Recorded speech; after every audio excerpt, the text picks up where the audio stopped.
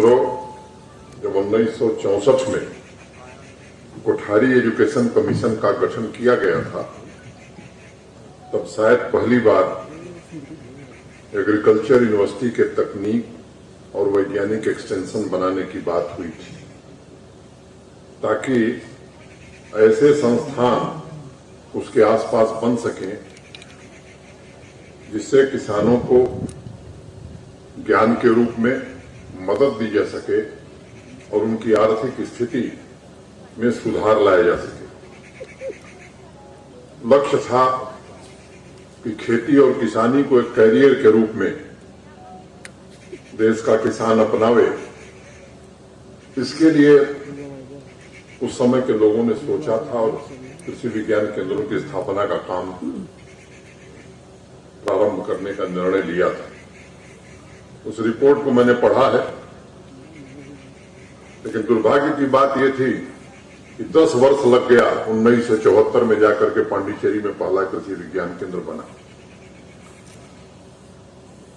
जो लोग कृषि वैज्ञानिक हैं उनके ध्यान में होगा, जब देश का पहला कृषि विज्ञान केंद्र पांडिचेरी में उद्घाटित हो रहा था, बड़ा अद्भुत दृश्य था। देश में एक नई उम्मीद जगी थी। उस समय देश के 11 कृषि विशेषज्ञ, जिनको देश कृषि के मामले में विभूति मानता है, मंच पर विराजमान थे। और जो बैनर उसके पीछे लिखा हुआ था, फार्म साइंस सेंटर, मुझे लगता है कि इस बात को अगर हम ध्यान में रखेंगे, और मुझे ये वाक्य बराबर ध्यान में रहता है। अभी 25 दिसंबर को देश के पूर्व प्रधानमंत्री श्रद्धेय अटल बिहारी वाजपेयी जी का जन्मदिन था। उस दिन देश के सम्माननीय प्रधानमंत्री जी ने एक कार्यक्रम पूरे देश के किसानों के लिए किया था, किसान सम्मान निधि का। नवीन चौधरी जी ने एक आयोजन किया था। उस कार्यक्रम में मैं गया था। तब भी मुझे महसूस हुआ था, और आज जब सांबा के कृषि विज्ञान केंद्र के उद्घाटन समारोह में मुझे अवसर मिला है भाग लेने का, तो मुझे डॉक्टर मेहता, मोहन सिंह मेहता नाम है डॉक्टर ना, डॉक्टर मेहता की बात याद आ गई, जिन्होंने बड़ी आस्था से 1974 में कृषि विज्ञान केंद्र की आधारशिला रखवाई थी। प्रोफेसर शर्मा और यहां मौजूद कृषि वैज्ञानिकों को निश्चित रूप से बात मालूम है कि आज देश में स्थिति बदल गई। 721 कृषि विज्ञान केंद्र, और ठीक कहा कुलपति जी ने कि देश के अनेक राज्यों में हर जनपद में एक कृषि विज्ञान केंद्र तो है ही। कई ऐसे राज्य हैं, मैं जिस जनपद का रहने वाला हूं, पहले से एक था ही, दूसरा भी वहां स्वीकृत हुआ था 2 साल पहले। ये अफसोस की बात है कि यहाँ 20 जिले हैं, 17 कृषि विज्ञान केंद्र है। कश्मीर डिवीजन के 10 जिलों में हैं 10, जम्मू डिवीजन के 10 जिलों में 7 कृषि विज्ञान केंद्र अभी तक कार्यरत है। 3 इसलिए नहीं काम करने की जमीन नहीं मिली। मुझे लगता है डिवीजनल कमिश्नर मेरी बात सुन रहे होंगे। नवीन चौधरी जी, आपसे भी मेरी अपेक्षा होगी कि ये जमीन अनंत काल तक न रुके। संजीव वर्मा जी, आप सुनिश्चित करिए ये जनवरी 31 तक तीनों जनपदों की जमीन कृषि विज्ञान केंद्र के लिए आवंटित हो जाए। आपकी जिम्मेदारी होगी। बड़े जिले हैं, ये सच्चाई है और यहां आवश्यकता है। मैं नवीन जी से और डॉक्टर शर्मा से आग्रह करूंगा कि जो भी बड़े जिले प्रस्ताव भेजिए। कृषि विज्ञान केंद्र स्वीकृत कराना कोई बड़ा काम नहीं है। आपका प्रस्ताव जाएगा, निश्चित रूप से वो स्वीकृत हो जाएगा। वो मुझे कोई इसमें, यहां कृषि विज्ञान केंद्र का सफर 1983 में शुरू हुआ जम्मू कश्मीर में, और मलंगपुरा पुलवामा में पहला केंद्र बनाया गया था, और दूसरा केंद्र खुलने में यहां भी 10 साल लग गया। 9 साल बाद दूसरा केंद्र खुला।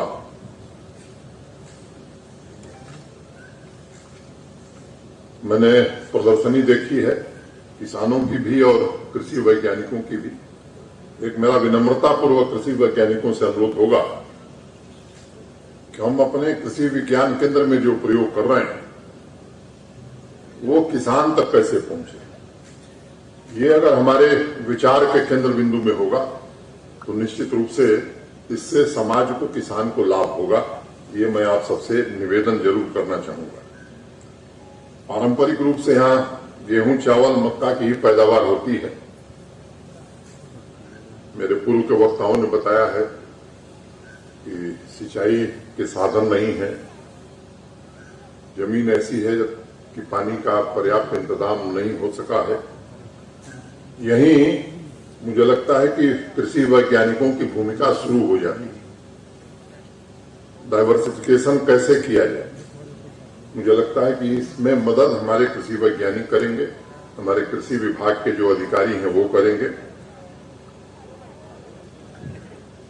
यहाँ कई ऐसे किसान हैं जिन्हें सम्मानित किया गया है। मैं उन सबका हृदय से स्वागत करना चाहता हूं और बाकी किसान भाइयों से अनुरोध करना चाहता हूं कि वो हमारे लिए प्रेरणा के स्रोत हैं। आने वाले दिनों में ये संख्या और बढ़े, मैं समझता हूं इससे तब हमारी आर्थिक स्थिति बदलेगी। इन किसान भाइयों ने एक मिसाल कायम की है। पिछले साल नवंबर में एक खबर बड़ी छोटी सी छपी थी, आप लोगों को ध्यान होगा। मैं मानता हूं कि वो बड़े बदलाव का संकेत करती है। मुझे नहीं पता कि कृषि प्रशिक्षण केंद्र की एक महिला अधिकारी है करुणा निधि यहां है कि नहीं, और एग्रीकल्चर एक्सटेंशन एक ऑफिसर है अस्मिता शर्मा। मैं आपको बताना चाहूंगा कि महिलाओं के लिए कृषि संबंधी प्रशिक्षण शिविर इन लोगों ने लगाया था। अखबार में मैंने ये भी पढ़ा था कि केवल ऑर्गेनिक खेती करने पर इन लोगों ने बल नहीं दिया, बल्कि महिलाओं को आत्मनिर्भर बनाने पर भी सार्थक चर्चा की थी। ऐसी बहनें निश्चित रूप से मैं समझता हूं कि हम सबके लिए सम्माननीय भी हैं और प्रेरणा भी देती हैं। सांबा के लिए एक अनूठी पहल है। कृषि विज्ञान केंद्र की जिम्मेदारियां और उनके कार्य करने का क्षेत्र भारतीय कृषि अनुसंधान परिषद ने बाकायदा परिभाषित किया हुआ है, जिसका जिक्र पहले हुआ है। लेकिन कृषि के क्षेत्र में बहुत सारे नए इनोवेशंस हुए हैं। शोध अनेक प्रकार के हैं। कुछ शोध या कुछ इनोवेशन हम करते हैं अपने ज्ञान को बढ़ाने के लिए, और दूसरा जिस एक्सटेंशन की बात हो रही थी, किसान को उसका लाभ मिले। मुझे लगता है कि दोनों का संतुलन बनाए रखना ये आज के जमाने में बड़ा आवश्यक है। और एडवाइजर फारूक खान साहब ने ठीक कहा, जिन पुस्तिकाओं का विमोचन हुआ है, मुझे लगता है कि कई प्रतिशत किसान उसे पढ़ पाएंगे। कुलपति महोदय, मैं आपसे दोबारा फिर से अनुरोध करता हूं, स्थानीय भाषाओं में अगर सामग्री नहीं उपलब्ध होगी तो उसका लाभ हम शायद जितना चाहते हैं उतना नहीं दे पाएंगे। और खेती में विविधता लाना यह आज आवश्यक हो गया है। राजेंद्र कुमार जी राजापुरा के हैं, विजयपुर के विनोद कुमार जी ये भी मंच पर थे।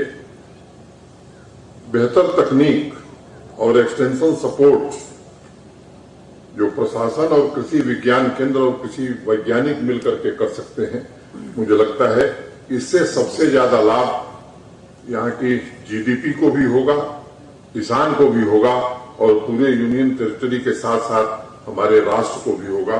इस दिशा में हमें आगे बढ़ने की जरूरत है। खेती लाभप्रद होनी चाहिए। फारूक खान साहब ने कहा कि यहाँ के जो विद्यार्थी हैं जो पढ़ाई कर रहे हैं, ये स्थिति हमें पैदा करनी होगी, क्योंकि सामान्य रूप से कोई किसान नहीं चाहता है कि मेरा बेटा किसान बने। कुलपति जी जरूर चाहते हैं कि मेरा बेटा कुलपति बन जाए, प्रोफेसर जरूर चाहता है कि मेरा बेटा प्रोफेसर, नेता भी आजकल नेता बनाने में लगे, लेकिन किसान नहीं चाहता कि मेरा बेटा फिर किसान बने। तो इस स्थिति को बदलने के लिए मुझे लगता है कि भारत सरकार ने और सम्मानीय प्रधानमंत्री जी ने काफी प्रयत्न किया है। पूरा देश एकजुट होकर के अगर इस काम में लगेगा तो स्वाभाविक रूप से हमारी पहली पसंद खेती हो, किसानी हो। मैं समझता हूं कि अगर ये स्थिति हम बना सकेंगे तो शायद आत्मनिर्भर भारत बनाने में सबसे बड़ा कदम और सबसे सराहनीय कदम ये होगा।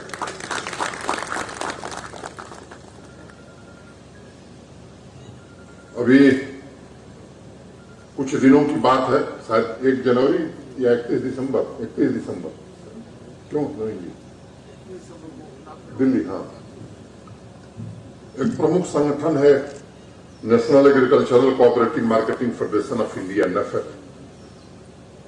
अभी नवीन चौधरी जी ने उनसे एक MOU साइन किया है।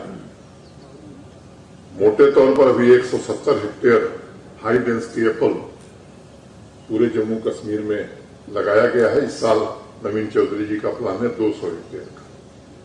अभी एक MOU साइन हुआ है 5500 हेक्टेयर हाई डेंसिटी एप्पल पूरे जम्मू कश्मीर में लगाने के लिए आने वाले 5 वर्षों।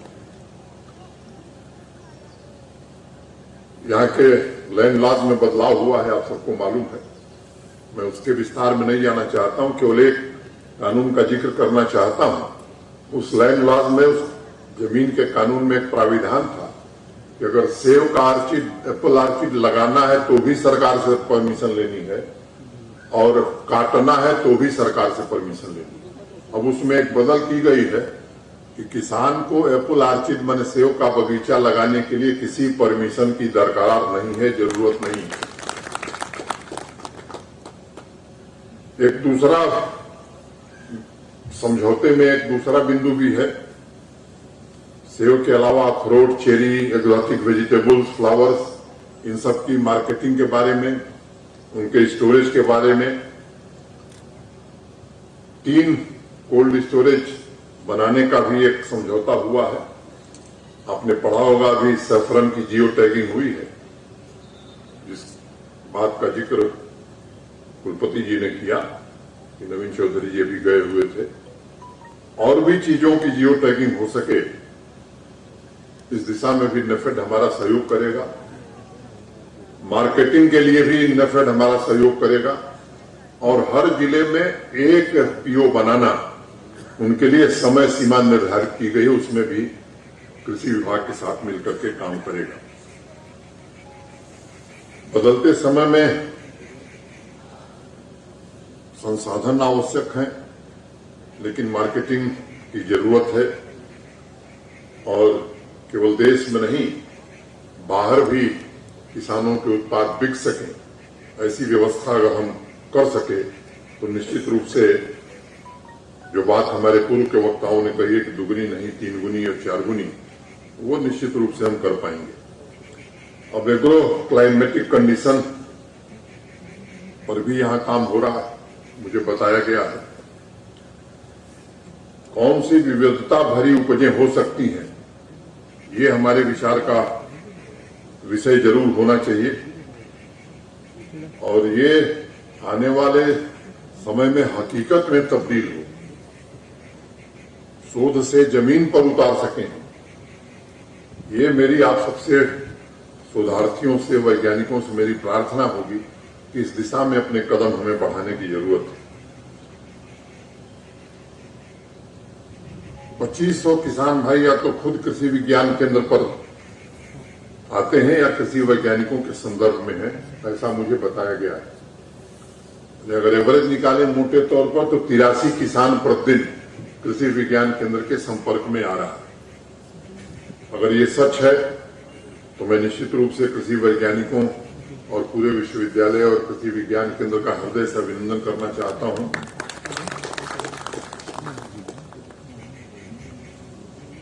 ये भी मुझे जो लिटरेचर गया था उसमें लिखा है कि कृषि विज्ञान केंद्र ने, सांबा के कृषि विज्ञान केंद्र ने 35 इंटरप्रेन्योर भी तैयार किए हैं जो diversified farming, mushroom cultivation, organic vegetables, bee keeping, bamboo craft, poultry farming इत्यादि क्षेत्रों में ठीक ढंग से काम कर रहे हैं और अच्छी कमाई कर रहे हैं। अब हमें इस 35 की संख्या को 350 और फिर 3500 कैसे हो, इस दिशा में अगर कृषि विज्ञान केंद्र कोई प्लान बनाएगा भविष्य के लिए, तो मुझे लगता है कि इससे हम अपनी भूमिका का निर्वहन ठीक ढंग से कर पाएंगे। और ये नामुमकिन नहीं, ये मुमकिन है। Hi tech poly house, protected cultivation, value addition और एनिमल हस्बेंड्री, इन सब क्षेत्रों में जितना हम अधिक काम कर सकेंगे, मुझे लगता है कि समाज को हम निश्चित रूप से, किसानों को विशेष रूप से लाभ दे पाएंगे। संवाद के अब माध्यम बदल गए। सभ्यता का जब विकास हुआ, लोग बोलना नहीं जानते थे, संकेतों से एक दूसरे से संवाद स्थापित करते थे। फिर लोगों ने बोलना सीखा, फिर लिखना सीखा। अब जमाना दूसरा आ गया, फोर्थ इंडस्ट्रियल रेवोल्यूशन आ गई। और मुझे लगता है कि अब जो इंटरनेट की भाषा नहीं जानता, आजकल उसे अनपढ़ लोग कह रहे हैं। तो मुझे लगता है कि अब कृषि वैज्ञानिकों, कृषि विज्ञान केंद्रों को किसानों से भी संवाद स्थापित करने के लिए इन माध्यमों का उपयोग अधिक से अधिक करने की जरूरत है। ब्रॉडकास्टिंग ग्रुप कैसे बनाया जा सकता है, बाकी मैसेजेस सोशल प्लेटफॉर्म से कैसे दिए जा सकते हैं, और अगर इन माध्यमों का उपयोग हम करेंगे तो ये संख्या कितनी बढ़ सकती है, इसका अंदाज हम खुद लगा सकते हैं। मार्केट रेट्स की भी जानकारी किसानों को हम दे सकते हैं। मौसम विज्ञान ये कार्यक्रम कर रहा है।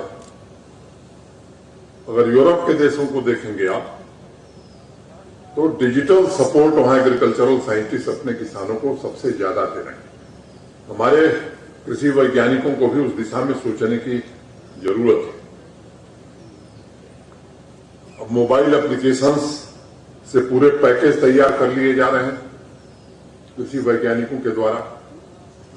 स्मार्ट फार्मिंग टेक्नोलॉजी उसका नाम दिया है, और सीधे उसी के माध्यम से संवाद स्थापित करने का काम प्रारंभ हो गया। मुझे लगता है, मैं आग्रह करूंगा कुलपति जी से और उनके पूरे टीम से, सभी विभागाध्यक्षों से, सभी कृषि वैज्ञानिकों से, कि इस दिशा में हमें सोच करके डिजिटल टूल्स का भरपूर उपयोग और उससे अधिकतम संवाद हम कैसे स्थापित करें, इस दिशा में हमें सोचने की जरूरत है। प्रधानमंत्री जी ने, श्रीमान नरेंद्र मोदी जी ने पिछले 5-6 वर्षों में खेती के लिए, किसानों के लिए बहुत सारे क्रांतिकारी निर्णय लिए हैं, जिससे कृषि को, खेती को काफी फायदा मिला है। प्रधानमंत्री कृषि सिंचाई योजना हो, फसल बीमा योजना हो, परंपरागत कृषि विकास योजना हो, सॉइल हेल्थ कार्ड मैनेजमेंट हो, नीम कोटेड यूरिया हो, फूड सिक्योरिटी मिशन हो, गोकुल मिशन हो, एक देश एक मार्केट, ये जो निर्णय है, मुझे लगता है कि कृषि जगत में क्रांति लाने वाला। और जम्मू कश्मीर के लिए भी 2 बड़ी सिंचाई परियोजनाएं, शाहपुर कंडी और ऊंच, इन परियोजनाओं के पूरा होने के बाद जो यहाँ के किसान भाई सिंचाई से वंचित थे, मैं समझता हूं कि एक बड़ा भूभाग सिंचाई युक्त हो सकेगा। 4 वर्षों में ये परियोजनाएं पूरी होंगी।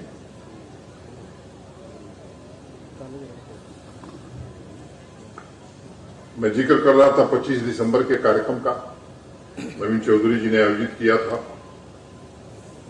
1130 करोड़ रुपए जम्मू कश्मीर संघ राज्य क्षेत्र के किसानों को अभी तक प्रधानमंत्री कृषि सम्मान निधि के अंतर्गत प्राप्त हुआ। 1130। और एक बात की प्रसन्नता है मुझे कि बाकी राज्यों की तुलना में जम्मू कश्मीर संघ राज्य क्षेत्र, यहाँ के लगभग 100% किसान इसका लाभ पा रहे हैं।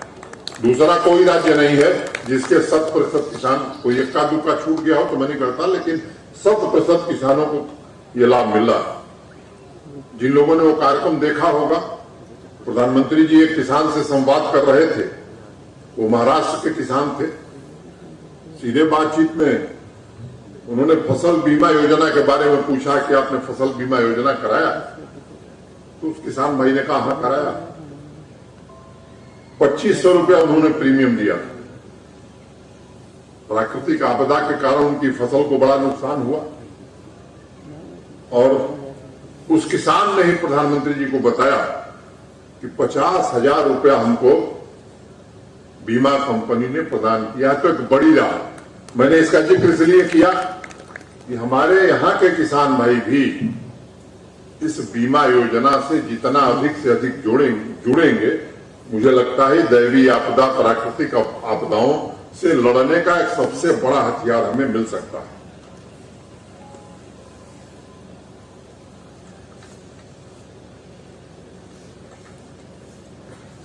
मैं नवीन चौधरी जी ने जो कार्यक्रम हुए हैं, जो कुछ योजनाएं चली, उसके बारे में बताया है।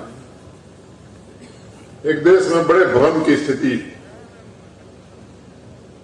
बनी है, बनाई जा रही है कि जो एग्रीकल्चर सेक्टर में रिफॉर्म्स किए गए,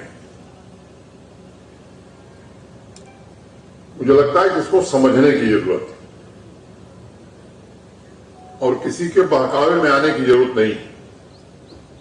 भगवान ने सबको, खुदा ने सबको दिमाग दिया, अपने विवेक का इस्तेमाल करके उसे अपने नजरिए से देख करके तब हम निर्णय करें, ये मेरा आपसे निवेदन है।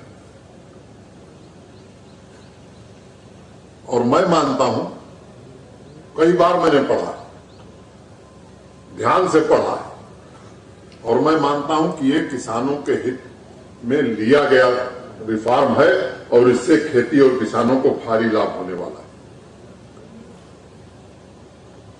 अपनी जमीन पर किसान स्वयं ही खेती करेगा, जो उपज पैदा होगी उसे कहीं भी, कभी भी, किसी को भी बेच सकेगा। ये व्यवस्था इस रिफॉर्म में की गई है और इससे पहले से बेहतर आमदनी किसान को मिल सकेगी। खरीदार कौन होगा, इसका चयन नवीन चौधरी जी, मनोज सिन्हा नहीं, किसान खुद तय कर सकेगा। ये व्यवस्था इस कानून में की गई है। न्यूनतम समर्थन मूल्य लागू था, लागू है और लागू रहेगा। ये बात अनेक बार कही गई है और जम्मू कश्मीर में तो मैं खड़े होकर के सबके सामने कह रहा हूं कि अगर किसी चीज का न्यूनतम समर्थन मूल्य घोषित है तो इस साल भी है, आगे भी है और लगातार रहने वाला, इसलिए किसी को भ्रमित होने की जरूरत नहीं। इसलिए किसान भाइयों से मैं निवेदन करूंगा कि किसी भ्रांति में आने की जरूरत नहीं है। इन रिफॉर्म से एक और अफवाह फैलाई गई कि मंडियां बंद कर दी जाएंगी। एक भी मंडी यहां बंद हुई है? आने वाले दिनों में मंडी बढ़ेगी, मंडी एक भी बंद होने वाली नहीं है। मैं फिर सबको कह रहा हूं, इस बात को जरा ध्यान से सुनने की जरूरत है और मैं पूरी जिम्मेदारी से बात कर रहा हूं। कॉन्ट्रैक्ट फार्मिंग को लेकर के भी एक भ्रांति फैलाई गई। मित्रों, मैं बहुत विनम्रता से बात करना चाहता हूं। उत्पाद का ही लेन देन होना है। जमीन किसान के पास थी, किसान के पास है और दुनिया की कोई ताकत किसान से जमीन नहीं छीन सकती है। ये मैं बहुत जिम्मेदारी से बात कहना चाहता हूं और यही है ये नया reform. Agriculture, horticulture, dairy, poultry, floriculture, ये हमारे संघ राज्य क्षेत्र के प्रशासन के लिए सर्वोच्च प्राथमिकता का विषय है और हम आपको जिम्मेदारी से बात कहना चाहते हैं। बजट में भी कृषि के लिए और अलाइड सेक्टर्स के लिए हमने प्रोविजन बढ़ाए हैं। दूसरे राज्यों में जो बेस्ट प्रैक्टिसेस किसानों के लिए लाभकारी है, उनको भी हम यहां लागू करना चाहते हैं और किसानों की मदद में कोई कमी न रहे, इसका भरसक हर प्रयास ईमानदारी से करने की कोशिश हम सब करेंगे। मैं एक बार फिर से इस कृषि विज्ञान केंद्र को यहाँ के लोगों को समर्पित करते हुए मुझे प्रसन्नता हो रही है और मैं उम्मीद करता हूं कि ये कृषि विज्ञान केंद्र अपनी शैक्षिक शोध की जिम्मेदारियों के साथ साथ किसानों की बेहतरी की जिम्मेदारी भी निभाएगा और उसमें एक महत्वपूर्ण भूमिका निभाएगा, ऐसा मैं मानता हूं। पिछले 8-10 दिनों में कई महत्वपूर्ण फैसले इस यूटी में हुए। एक का जिक्र मैंने किया जो एमएयू नवीन चौधरी जी ने अभी नेफेड के साथ किया था। 26 दिसंबर को देश के सम्माननीय प्रधानमंत्री श्रीमान नरेंद्र मोदी जी ने स्वास्थ्य विभाग की एक योजना जम्मू कश्मीर के हर नागरिक के लिए लॉन्च की। उसका नाम है आयुष्मान भारत सेहत नाम। आप सबको मालूम है कि आयुष्मान भारत योजना प्रधानमंत्री जी ने शुरू की थी देश के हर राज्य में। गरीबी रेखा के नीचे रहने वाले लोग 2011 के सेंसस में जनगणना के आधार पर जो लोग हैं उन परिवारों को प्रतिवर्ष 5 लाख रुपए के इलाज की सुविधा मिलती है। देश भर में 12,000 से ज्यादा अस्पताल हैं जो चिन्हित किए गए हैं। जम्मू कश्मीर में भी 124 अस्पताल हैं ऐसे सरकारी और निजी। मोटे तौर पर जम्मू कश्मीर के 32-33 लाख लोग आयुष्मान भारत में 5 लाख रुपए के इलाज की सुविधा प्रतिवर्ष पा रहे थे। जो सेहत नाम की स्कीम शुरू की गई है, जम्मू कश्मीर यूटी के हर व्यक्ति को, हर परिवार को, माने 1,35,00,000 में जो रह गए हैं 1,03,00,000, सबको 5 लाख रुपए के इलाज की सुविधा प्रतिवर्ष सेहत स्कीम के अंतर्गत मिलेगी। मैं समझता हूं कि सम्मानित प्रधानमंत्री जी ने बहुत ही ऐतिहासिक काम इस संघ राज्य क्षेत्र के लिए किया है। कल लंबे समय से हम इंतजार कर रहे थे। कई अवसरों पर मैंने कहा था कि हमारी इंडस्ट्रियल पॉलिसी आने वाली है। देश की कैबिनेट में प्रधानमंत्री जी की अध्यक्षता में बुधवार को उसकी स्वीकृति प्रदान की। कल प्रेस को मैंने बताया था, यहां इसलिए जिक्र कर रहा हूं कि किसान भी हैं, बुद्धिजीवी भी हैं। पहली बार इंडस्ट्रियल पॉलिसी जब देश के प्रधानमंत्री थे श्रद्धेय अटल बिहारी वाजपेयी जी, तब यहाँ के लिए लागू हुई थी। वो 2012 तक चली थी, 2002 से 2012। फिर इंडस्ट्रियल पॉलिसी 2 2012 में आई थी, तीसरी आई। तो मोटे तौर पर 2000 से लेकर के 2020 तक जो इंसेंटिव मिले हैं वो 1123 करोड़ के। और इस बार जो इंडस्ट्रियल पॉलिसी बनाई है भारत सरकार ने, डेट ऑफ नोटिफिकेशन से लेकर के 2037 तक 17 साल की 28,400 करोड़ रुपए का इंसेंटिव भारत सरकार यहां उद्योग लगाने के लिए दे रही है। पहले सर्विस सेक्टर को उद्योग का दर्जा नहीं था, उसे भी दिया है। बैकवर्ड डिस्ट्रिक्ट के लिए 50% और सामान्य डिस्ट्रिक्ट के लिए 30%। जो एग्जिस्टिंग इंडस्ट्रीज है उनको कैसे बढ़ाया जाए, इसके लिए भी प्राविधान किया है। जीएसटी लिंक्ड इंसेंटिव भी दिया है। सामान्य रूप से यहां के लोग सरकारी नौकरियों पर आ सकते हैं। और आप सबको मालूम है कि वो कहां तक पहुंच गया है। बिहार में जितने सरकारी कर्मचारी हैं उतने ही जम्मू कश्मीर में। और अगर आबादी देखेंगे बिहार की और जम्मू कश्मीर की, तो शायद तब स्थिति आपको स्पष्ट हो जाएगी। मैं मानता हूं कि आने वाले 2-3 वर्षों में 20-25 हजार करोड़ का निवेश जम्मू कश्मीर यूटी में इस पॉलिसी के कारण आएगा। न्यूनतम 5 लाख प्रत्यक्ष रोजगार और अप्रत्यक्ष रोजगार की संख्या का अनुमान अभी नहीं लगाया जा सकता है। ये निश्चित रूप से यहां पैदा होने वाला है आने वाले 2-3 वर्षों में।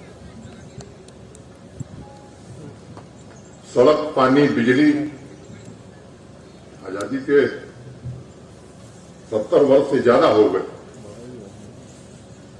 इन सब समस्याओं को लोगों ने पीछे छोड़ दिया। लेकिन अभी हमें इन समस्याओं से भी जूझना पड़ रहा है। ये कोई सुखद स्थिति नहीं। मोटे तौर पर 3500 मेगावाट बिजली हमारे यहां बनती है। हर 600 मेगावाट बिजली हम हर महीने खरीद रहे हैं। और जो खरीदते हैं उसका 25% पेमेंट पाते हैं, बाकी 75% का भुगतान नहीं होता। जो बिजली हम लेते हैं उसमें भी 17% बिजली हम लोगों तक नहीं पहुंचा पाते हैं, क्योंकि हमारा इंफ्रास्ट्रक्चर नहीं, कैपेसिटर्स लगे हैं, काम नहीं कर रहे। शिपिंग जम्मू के इलाके में, खासतौर से जम्मू भारत सरकार के ऊर्जा मंत्री अभी आए थे पिछले दिनों 3 जनवरी को 3450 मेगावाट बिजली बनाने का एक MOU NHPC के साथ हमारे संघ राज्य क्षेत्र ने दस्तखत किया है। 4 वर्षों में बिजली बन जाएगी। मुझे बताया गया कि जम्मू में गर्मियों में बिजली की हालत बड़ी खराब रहती है। मैं एक दिन रिव्यू कर रहा था, मुझे आश्चर्य हुआ, जम्मू के रहने वाले एक निवासी जो पावर ग्रिड में काम करते थे, रिटायर हो गए हैं बेचारे, उन्होंने मुझे मेल किया कि साहब मैं 7 साल पहले जब ये ट्रांसमिशन लाइन बन रही थी तो मैं काम करता था, ये गैप मैंने उस समय देखे थे। 1 साल से मैं जम्मू में रह रहा हूं, मुझे लग रहा है कि उसमें कोई अभी बदलाव नहीं हो पाया है। तो बिजली अगर आप लेंगे भी ज्यादा तो लोगों को दे नहीं पाएंगे। उनको मैंने बुलाया, उनसे चर्चा की, उस दिशा में कोशिश कर रहे हैं। इस गर्मी में तो मैं नहीं भरोसा दे सकता, लेकिन कुछ शॉर्ट टर्म मेजर्स जरूर लिए जाएंगे ताकि पिछली गर्मी से थोड़ा बेहतर हम कर सकें। लेकिन बिजली के इंफ्रास्ट्रक्चर को भी ऐसा दुरुस्त जरूर बनाना है, और वो काम अनंत काल तक नहीं चलने वाला है। एक ट्रांसमिशन लाइन बने 11 साल हो गया, अभी पूरी नहीं हुई। वो 2-2.5 साल में उसे निश्चित रूप से पूरा करना है कि बिजली रहे तो घर तक जरूर जाए। सामान्य रूप से देखिए, देश के दूसरे राज्यों में गांव में 18 घंटे 20 घंटे बिजली मिल रही। जम्मू श्रीनगर की बात मैं नहीं करता, छोटे जो जिला केंद्र है वहां 22 घंटे बिजली मिल रही। अभी हम 8 घंटा 10 घंटा ठीक से बिजली मिल जाए, इसके लिए ही युद्ध कर रहे हैं। इस दिशा में भी प्रयत्न किए जा रहे हैं। जहां तक पानी का सवाल है, प्रधानमंत्री जी ने जो योजना शुरू की जल जीवन मिशन के नाम से, हर घर को नल से पानी और पोर्टेबल वाटर मिले, भारत सरकार पैसा दे रही है। मैं उम्मीद करता हूं कि आने वाले 2022 दिसंबर में ही, उसके आगे 3-4 महीने में हर घर तक नल से पानी हम पहुंचाने में निश्चित रूप से समर्थ और सफल होंगे। सड़कों में जो प्रगति पिछले 3-4 महीने में हुई है, मुझे इस बात की प्रसन्नता, और मैं बड़े गर्व से बात कहना चाहता हूं कि प्रधानमंत्री ग्राम सड़क योजना में जम्मू कश्मीर आज नंबर 1 हो गया, नंबर 1। और जो स्वीकृतियां हमें प्राप्त हो रही हैं, मैं आपसे कहना चाहता हूं कि अब इस वर्ष की स्वीकृति के बाद जम्मू कश्मीर पूरे संघ राज्य क्षेत्र में 250 आबादी का कोई गांव नहीं बचेगा जिसके लिए भारत सरकार सड़क स्वीकृत नहीं कर देगी। कोई एक नहीं बचेगा। और ये है कि आज कह देंगे, मीडिया के हमारे साथी छाप देंगे कि सब सड़क बन जाएगी। बनने में 2.5 साल 3 साल लगेगा। यहाँ की टोपोग्राफी, यहाँ की ज्योग्राफी आप देख रहे हैं। लेकिन मैं आश्वस्त करना चाहता हूं कि हर गांव सड़क से जुड़ जाए, ये 2.5 साल में निश्चित रूप से हम पूरा कर लेंगे। अनेक मोर्चों पर हम सब काम कर रहे हैं। मुझे लगता है कि आज का जो ये अवसर है, इसको मैं सबसे महत्वपूर्ण अवसर मानता हूं। और अगर किसान की तकदीर हम बदल सके तो निश्चित रूप से देश की तकदीर हम बदल सकेंगे। अपनी मेहनत से जाड़ा की परवाह किए बिना सब कुछ दांव पर लगा करके जो खेती करता है, मुझे लगता है कि वही देश का भविष्य बदल सकता है। मैं कुलपति महोदय, उनकी पूरी टीम का आभारी हूं कि मुझे इस अवसर पर आपने आने का मौका दिया। मैं सभी किसान भाइयों को हृदय से नमन करता हूं। यहाँ सभी सज्जन वृंद को नमस्कार करता हूं और फिर से ये शुभकामना देता हूं। उम्मीद करता हूं कि कृषि विज्ञान केंद्र सांबा इस इलाके के किसानों के भविष्य को संवारने में अपना पूरा योगदान देगा। इसी उम्मीद के साथ 2 पंक्तियां पढ़ते हुए अपनी बात में खत्म करना चाहता हूं।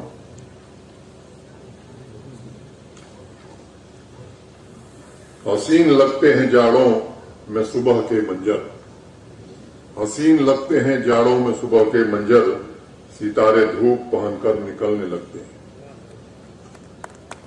पुराने शहरों